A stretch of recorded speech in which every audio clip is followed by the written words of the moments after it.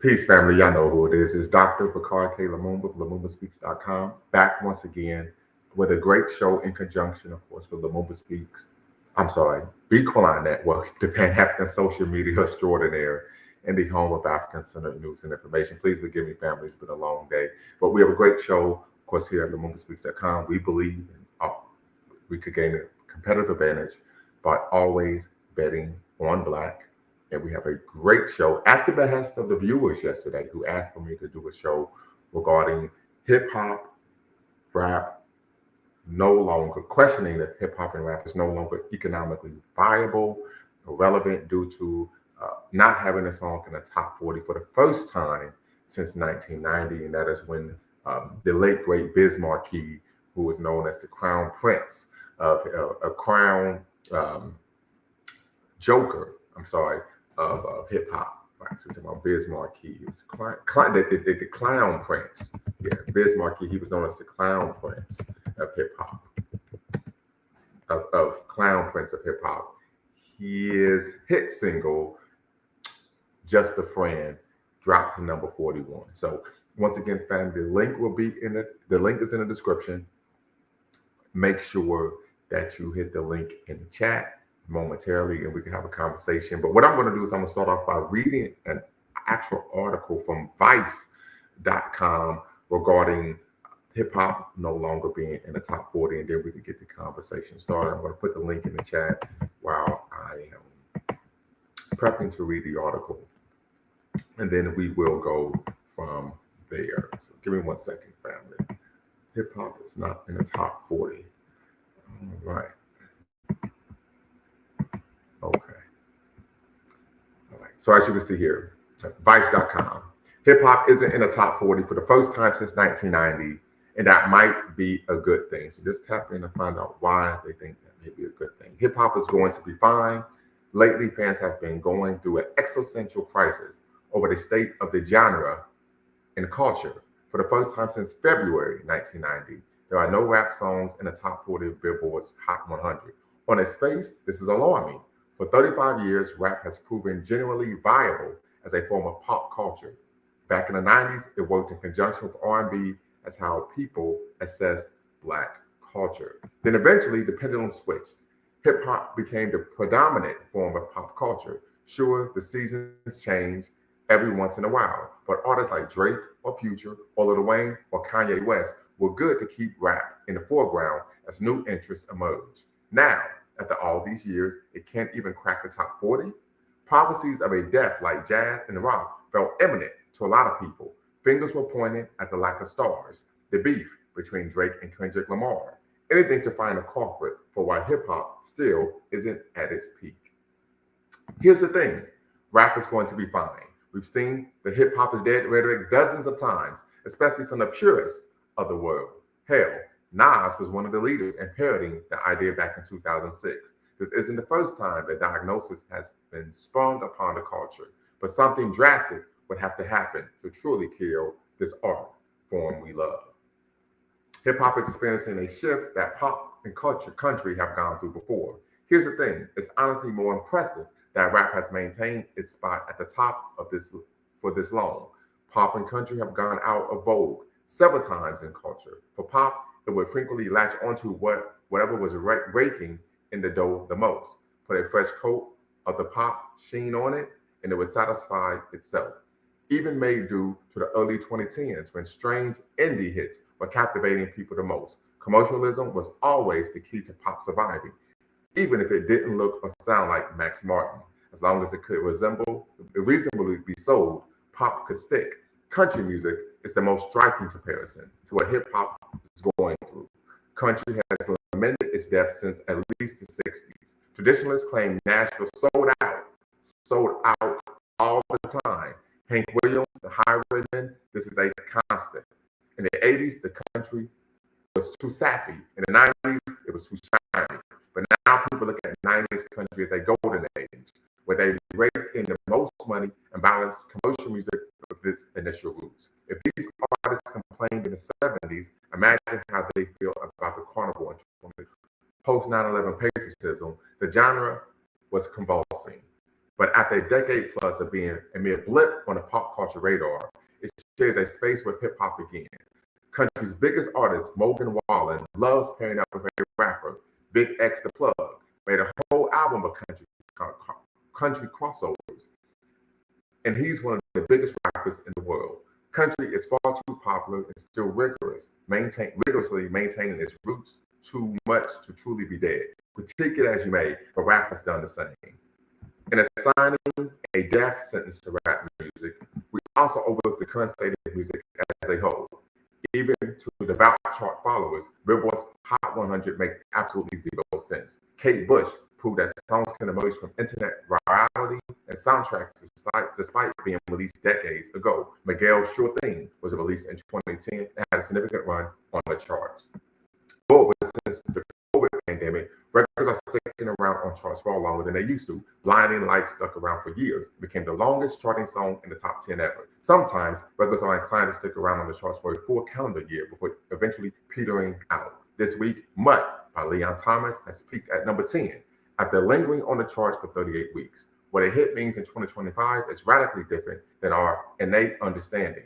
Naturally, hip-hop is going to feel the effects of this. Consequently, popular music doesn't have much of an identity at all. Sure, Taylor Swift still has dominant real estate, but the feeling is even different there. Her last album, Tortured Poets Department, hasn't stuck with anyone besides her immediate fan base. The rest of the top 10 feels increasingly random.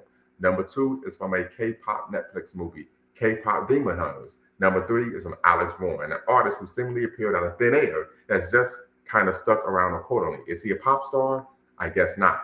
Technically, but it doesn't feel right. And I'm not sure how many people actually know who Olivia Dean is, but they know Man I Need. Hip hop isn't dying, it's just refreshing. These genres all seem to be struggling to understand music habits in today's landscape. Frankly, country seems like the only genre that has a firm idea of who its premier artists are. Pop has cultivated its new crop of stars, but they also can't quite control the randomness of these charts either. Meanwhile, hip-hop aggressively holds onto the stars that they know. It worked out in 2024 when Kendrick Lamar spent his days beating on Drake, but it was a band-aid. Currently, the highest charting rap song is Young Boy Never Broke Again. The artist the industry has been extremely hesitant to touch, but these other hits sound exceptionally stale otherwise. Could hip-hop use a new influx of stars? Absolutely. It would be Door if the 2020s were defined by a lot of familiar faces from the 2010s. But hip-hop can never truly die when the culture of it still holds weight. It can never truly die when it still has its role in the predominant form in which Black artists create. It can never truly die without a replacement. The worst could happen is that it shares its space rather than outright holding the throne. This isn't necessarily a bad thing. Every piece of media has experienced its turbulence after COVID. It makes sense that hip-hop would need a refresh. Rap has rested on its laurels as the dominant pop culture juggernaut, has become preoccupied with commercialism rather than the art form. The right balance would restore the culture in a way that would allow a rejuvenated push back to the top. There's not a lack of options either. Scour the scenes for who is doing new, compelling ideas. Look for their eccentricities, the things that make you feel a little uncomfortable. Embrace the regional flair, the fact that different cities can do different things stylistically. This is what makes hip-hop exciting. These are the qualities that create the future. Young Thug, Drake, Kendrick Lamar, and Chief Keef. These are the artists who have spawned countless offspring and variations on their creativity. What's beautiful about hip-hop is that it was always on the cutting edge. Poptivism tends to be the leading factor in genre death, waxing to the point where it lacks distinction. If anything, the exclusive focus on commercialization is certainly what has dulled the genre and culture. But because hip-hop is an active culture that still receives proper care, it cannot die. What will kill rap is a lack of imagination and a ready replacement so culture vampires can leech off more Black art. Until the underground crumbles and doesn't care about the art, rap will only go through the natural ebbs and flows that come with being a popular genre. So family, that is the article in Vice. Artificial intelligence will be the next hip hop star. Interesting. So why do you say that? I would definitely want to hear, why do you believe that that is the case? Why artificial intelligence will become the next hip hop star? So I guess the real question, family, is hip hop dead? Right? I think to go back and revisit that question that was promoted by Nas in 2006 when he dropped his album, Hip Hop is Dead. It's 19 years later. And so the question that I have, of course, when he was speaking about hip hop being dead, he was speaking to the lack of the art form, right? Historically, when we talk about hip hop, there was a focus on lyricism, right? A focus on creativity, a focus on storytelling, right? The ability to rap on command, extemporaneously in front of a crowd that allowed you to hold the honored moniker of being an MC. He argued for many individuals, they want actual artists, they want MCs. Right? We saw this. Many people critiqued hip hop during that era, similar to the way disco was critiqued: cheap beats, a lack of imagination, originality, and a lack of lyricism. Right? Many people argue that this was an attack on Southern hip hop or punk music, etc. But be that as it may, that was an argument regarding that the art form was dying rather than the genre of music itself. This is an argument where many are arguing that there is the genre is transitioning in a manner that is representative of the fact that it may fade into oblivion. So family, tap in. The link is in the description. Link is in the chat. This is not as provocative or emotionally charged or politically charged conversation that we typically have here at Lumumba Speaks and People on Network. But I think it's just as important, right? We do know, and maybe I would veggie back on what we discussed yesterday when we talk about the FBA, ADOS Brigade, some of these surface level arguments that they make is regarding who created hip hop. But I've always stated that what's most important is who controls it, right? And so that's a conversation we need to have: is who controls hip hop rather than who created it or the viability of it. Because hip hop more than likely will remain and won't die, but it means nothing if we aren't able to control that industry, right? So tap in, family. Link is in the description. Link is in the chat. Would love to hear from you all. Get your thoughts on this topic, this subject matter. As we are really asking the question: is hip hop dead? Is hip hop rap no longer economically viable due to not having a song in the top 10? Top 40. The last song that was in the top 40 of the Billboard 100 was Kendrick Lamar's collaboration with SZA. And that was the song Luther, where they, of course, was sampling one of Luther Vandross's, the late, great Luther Vandross, one of his hit records, right? If This World Was Mine, right? So tap in, family. Link is in the description. Link is in the chat. Also want to make you all aware of tomorrow, unfortunately, will be the 110th anniversary of the passing of one Booker T. Washington. Booker T. Washington, so we're talking about the Wizard of Tuskegee, Booker Telefario Washington. As we know, he was famous for creating Tuskegee University, not creating, but building Tuskegee University up. Of course, he was, at the time of his death, the most powerful African-American in the United States.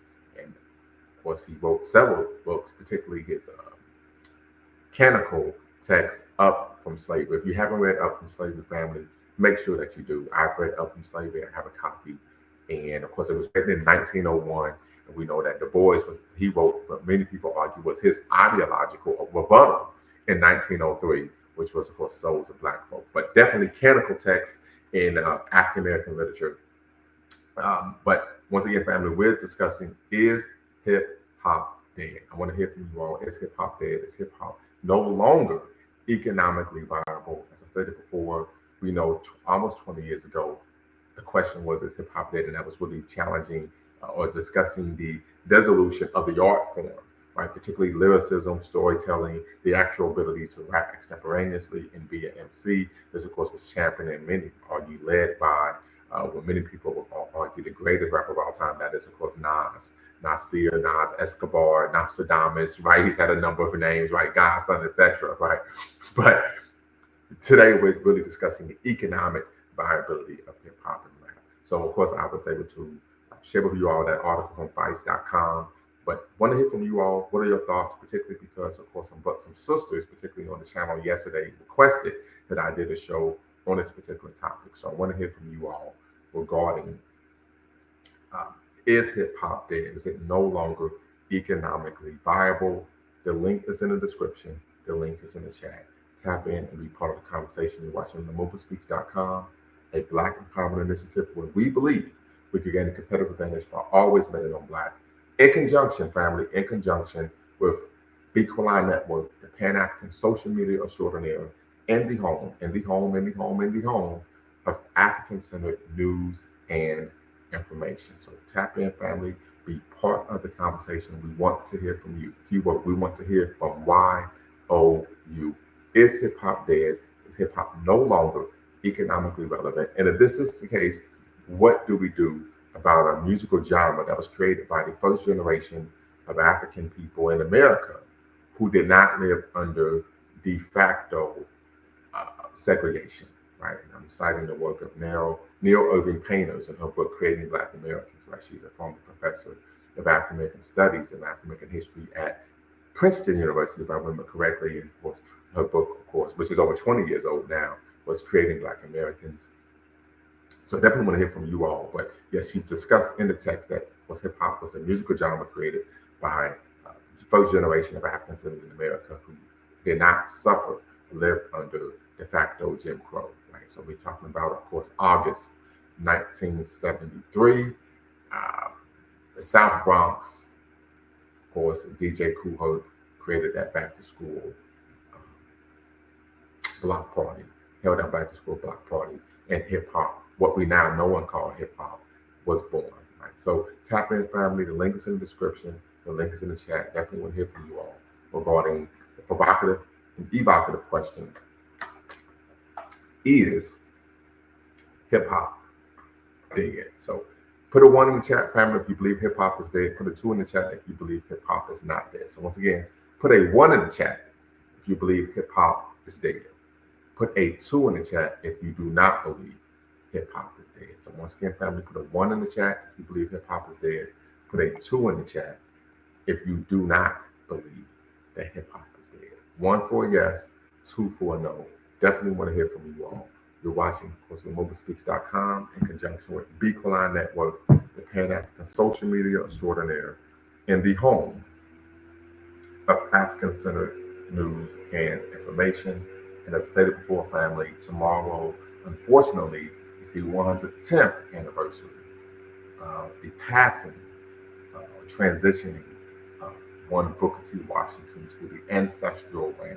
So, and we do know that on November 15th, that Kwame Ture, born Stokely Carmichael, we know the Trinidadian born, Bronx, New York raised, Howard University educated, honorary Prime Minister of the Black Panther Party, Kwame Ture, born Stokely Carmichael, he transitioned after his battle with cancer in Conakry, Guinea, November 15th, 1998. And of course, he was of the belief that he would contract the cancer as due to the, of course, machinations of imperial powers in the West, right, and their allies. So definitely want to give thanks to those two ancestors. Mr. Sandman, what's the word? Yeah, what's the word? Well, we know the word, brother, is that The Ohio State University is still the #1 team in the country. Yeah, that's what I heard. Yeah, they still #1. Still #1. Yeah, that must be a down year for the NCAA football to allow this Ohio State team to be #1 for this alone. Wow, you throwing shade now. Well, brother, it's not a down year. Look, it's just that the college football is following its natural order, and the natural order is that The Ohio State University, located in Columbus, Ohio, in the great state of Ohio, always leads the way. Yes. Does Ohio State even have any top 10 picks in the draft coming up this year? Absolutely. We have 3 players in the top 15, and that is, of course, Arvell Reese, Caleb Downs, and Cornell Tate. Oh, okay. My bad then. I mean, I get it. And we're about to set a record 14 straight years with a first-round draft pick. Only Miami and Alabama have had that many first-round draft picks in a row. Okay. No, those guys that you mentioned, they're coming out in 2026. Yeah, they're coming out after this season. Absolutely. Oh, okay, yeah. So they projected to be top 15. All right, 3 top. Yeah, and then we have to talk about, of course, Sonny Styles, who's a linebacker. He's projected to be a first-round draft pick as well. So we had the most first-round draft picks last year, and then we may have the most first-round draft picks this year as well. Because you have to understand, at The Ohio State University, brother Sandman, we don't rebuild, we reload, because there's no safety on this Glock. Wow. Well, yeah, but what they shooting at ain't nothing out in Ohio. Ohio. I'm They shoot sorry. at. Ain't nothing to shoot at out in Ohio. Okay, well, yeah, Or guess what? in the Big Ten. But you know what? Guess what? But that's why we become made men in the playoffs. You make your bones in the playoffs. Am I right or wrong?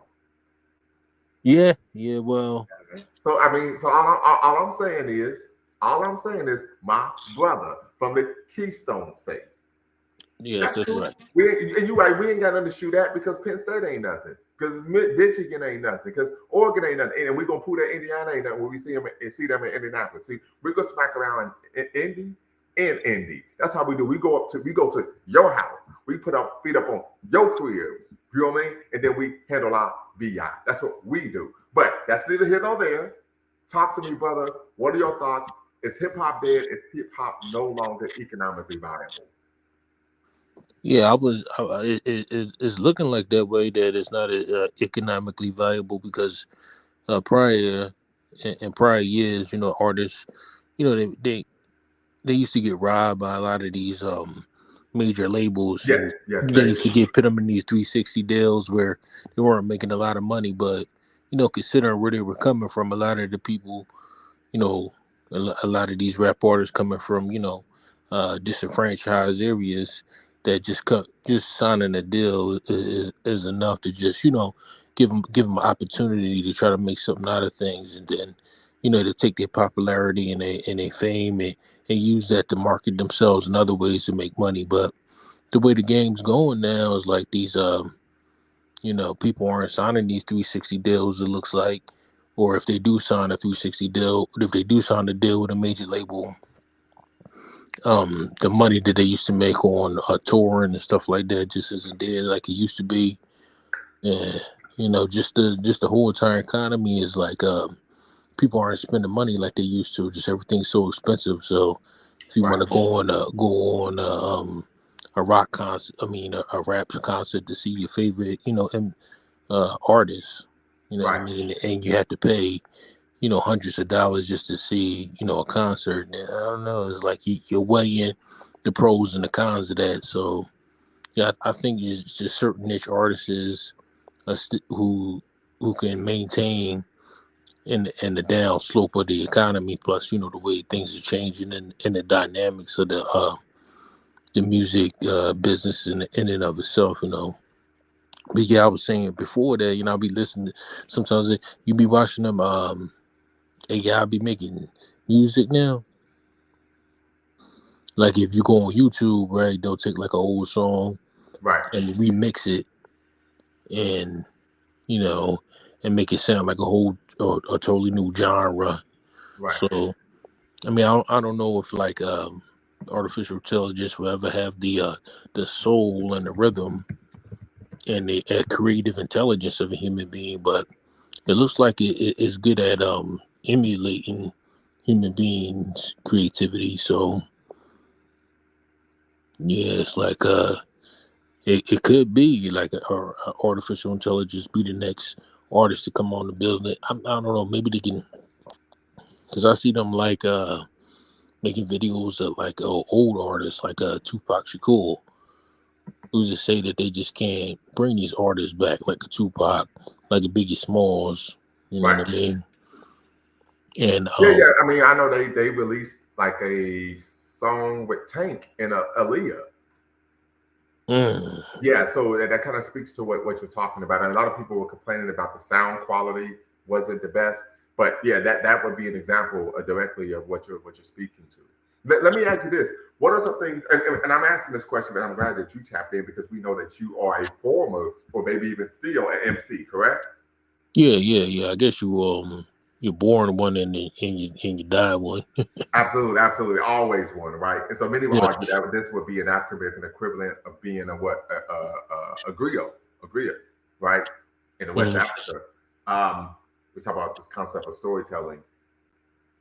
What could an artist do to try to circumvent the structural issues that you just explained or talked about? Man, I mean, if I was a young person, trying to navigate myself in the music business today, and I was trying to make a name for myself. I would try to I would try to do it, through social media, Okay. but I would have to like probably do it in a fashion where you just get a video to go viral, and once you get that video to go viral, then you would add your other talents to your audience. So once you Right. go viral, then they know your name, and then once they know your name, and they see you're marketable. Like if it could be like a comedic a video, then you take that and then you start adding music to your brand. Yeah, I think you just have to be like you have to be more than just an artist. You have to be like a cash cow. You have to Right. be someone that can just a whole circus all by yourself. You know what I'm saying? Kind of like a Drewski or something like that, or a hmm, who's that guy who used to be on Living Color, who did that acting job of Ray Charles. I forgot his name. Jamie I, Foxx. okay. Oh yeah, Yeah, yeah, Jamie, yeah, Jamie Foxx, Jamie Foxx. Good, great yeah, job. yeah. You had to be like you'd have to be multifaceted in that, Hmm. you know. And then once you create that image and that brand, then you can attach your music to it. Once you grab your audience. Right. Yeah, but the days of just coming on the scene from just rapping or just using your skills as a rapper, I don't know. I don't think that's there anymore. Right. And I think that's a great point because Cameron, we all know Cameron, Killer Cam, right? Um, Big fan of Cameron, particularly when he was in his heyday, and he was with Epic Records, right? And he talked about how he really wasn't being paid much, and so he actually came to Ohio and started selling, blow. Mm, Dame Dash was able to get him out of that contract, bring him to Rockefeller, and made him a millionaire, right? mm, So is what you speak to that a lot of times individuals don't understand that a lot of times when you have a record deal you may simply be as what 50 Cent called a disgruntled employee, right? okay. So as Nas said, when he was with Columbia Records, he said he was a Columbia Record slave, so get paid, right? Mm, Something to consider, family. But once again, family, the link is in the description, link is in the chat. Tap in, be part of the conversation. We're discussing, is hip hop dead? Is hip hop no longer economically relevant or viable due to no longer being in the top 40 of the Billboard 100? This is the first time that a hip hop song has not been in the top 40 of the Billboard Top 100 since January of 1990, when the late great Biz Markie, known as the Clown Prince of hip hop, hit record "Just a Friend" dropped to number 41. So I was 6 years old at the time, right? So long time, long history. But tap in, family. Definitely want to hear from you all regarding this topic and subject matter, particularly because, of course, the sisters on the channel yesterday requested that we actually do a show on this topic. Big up to you both. Appreciation. Tap in, be part of the conversation. Would love to hear what you got to say, brother. Would love to hear what you got to say. Mr. Sandman. yeah. Hmm. I mean, So let me ask yeah. you, because I mean you're from Philly, you're from the Illadells. Some people call it, Philadelphia, Pennsylvania, right? Uh, But I do know there's a very strong independent black music culture and industry in Philadelphia. Please correct me if I'm wrong. yeah, I would say so. I would say that's correct. Yeah, there's a So lot of how like are brothers and sisters in Philadelphia responding to this issue? hey, it's like it's a young man's game, the whole rap game. You know what I'm saying? A lot of these young artists, they like that trap music, and then the trap music game. A lot of these young artists, they're trying to actually bring the streets into the music, and you're seeing a lot of young artists, killing each other out there.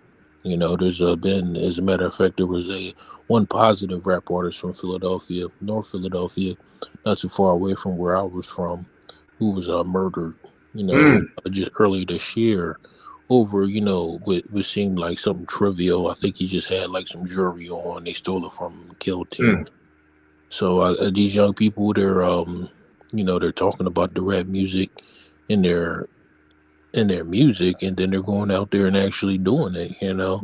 And you're seeing them get more and more explicit about it. Being disrespectful of people, other deceased people, more Mhm. disrespectful of people, family, bringing all kinds of I don't know. They taking like stuff that's going on and on social media and bringing it to the street. So I don't know. It's just it don't even seem like it's even cool to me. Seem like it's a bugged out a bugged out culture. I don't understand the whole. I don't understand the point. I mean, I recall when we were coming up, like music was an opportunity to get away from the streets. It seems like they're using the music. They're bringing the streets to the music. I don't know. It just seems misguided. Maybe they need like more mature people to manage them.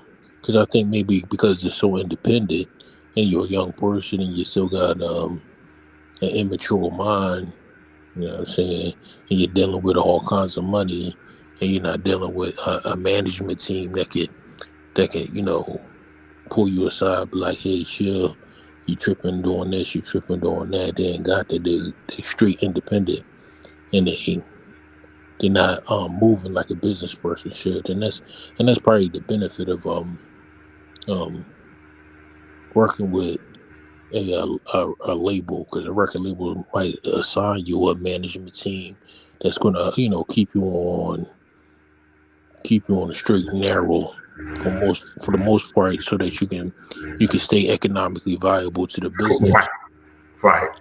Absolutely. So at LEYRTP says that is a serious statement in the situation of hip hop not making the top 40, especially with hip hop reaching the 50 years milestone. Right? Well, yeah, and that's something to consider. In the article I read on Vice.com, they argue that most musical genres go through ebbs and flows, right? So it's something to consider there.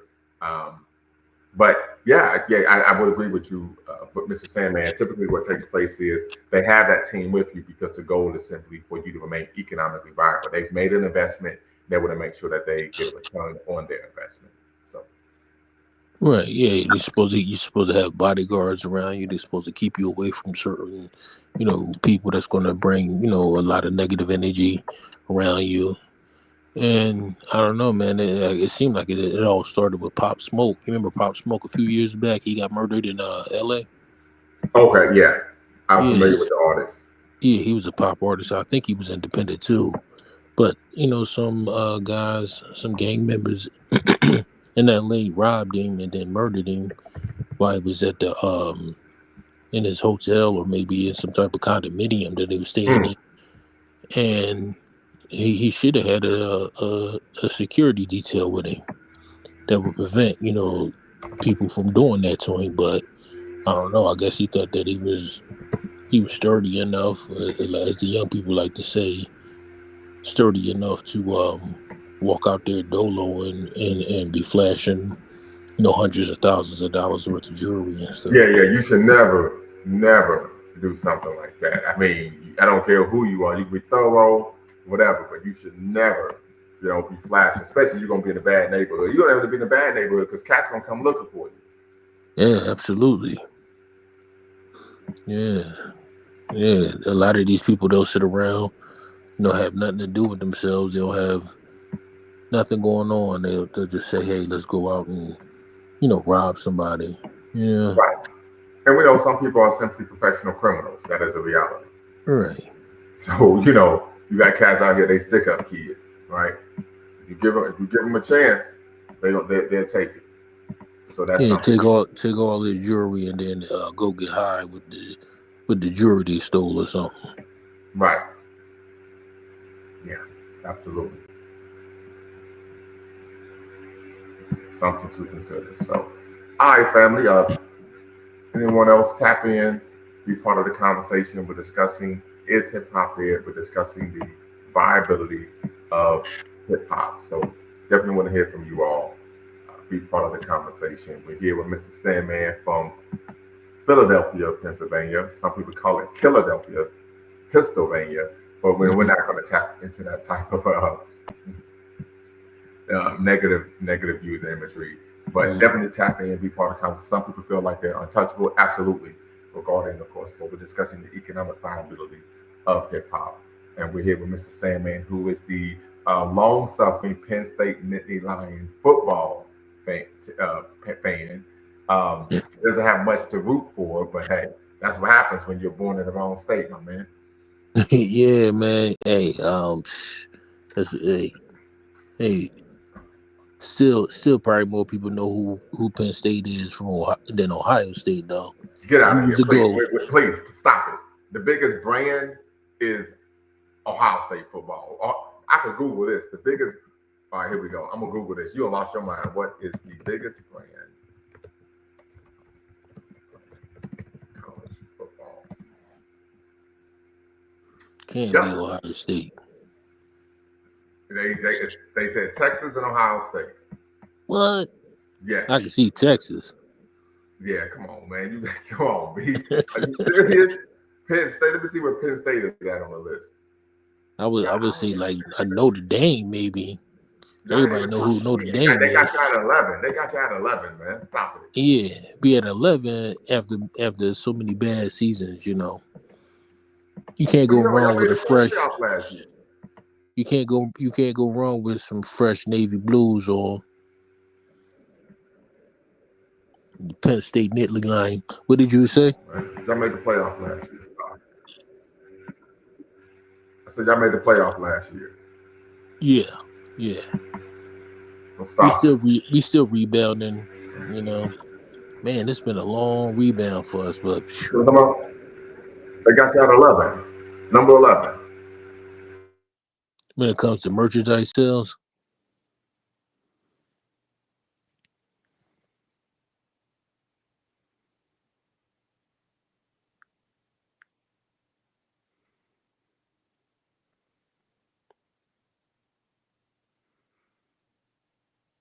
That got more to do with old St. Nick than right. Anything what's going on now. But Ohio State, we're the biggest brand. You know that. It's the reason why we're called the reigning defending national champions, the number one team in the country, and the Ohio State University. You know what it is. Yeah, man, it's a great football university. You need to come on over to us, man. Oh no, I can't do that. You need to come on over, man. That's like being a snitch or something. Nah, it ain't.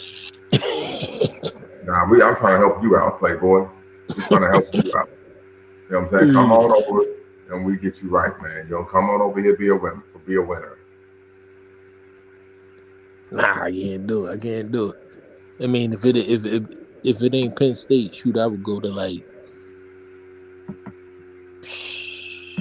I go to a team from the SEC before I go to Ohio State. I was like that. I mean, come on. I mean, I give it to you, Ohio State. They great. I mean, come on. Okay. Ohio State. I can't do Ohio. Well, we're trying to help you out, though. I'm trying to help you become him. You know what I'm saying? Right now you're them. I'm trying to help you become him. Hey man, I don't know. I'd be the only Ohio State fan in this area. Well, you got a point there. For your own safety, you may not want to do that. Yeah. About that. Yeah, you're right. Okay. No doubt. Any final thoughts, brother? Final thoughts before we close out. Yeah, just my final thoughts is we gotta find a way for these young people to and I think people like you and what you're doing is positive for the culture, but we gotta find a way to get these young people to ingest something deeper into the music other than just the trap stuff. Is that the trap music stuff is like kind of dumb. in my opinion. You know what I mean? We got to add some more deeper topics, talk about some more real stuff back when we was talking about stuff back when we had like, a Tupac Shakur and all the other different artists that talked about, real subjects that's going on in our communities and in the world, you know what I mean? Real subjects. So, I mean, I'm not saying all music is like that, but Right. the whole, But there needs to be some diversity or variety between. I understand. We say the same thing when we talk about, a lot of the women in hip hop. Every song they make is about how much of a whore they are. right. At some point, it becomes redundant. Um, and I mean, you really become tone deaf after a while. Right. And it's just, you know what I mean? It's like it's just not good music. You know what I mean? The lyrics is I mean, the thing about rap music is as a rapper, you don't have the talent to harmonize and sing like a vocalist, like an R&B singer or a soul singer or even a country music singer. You can't sing.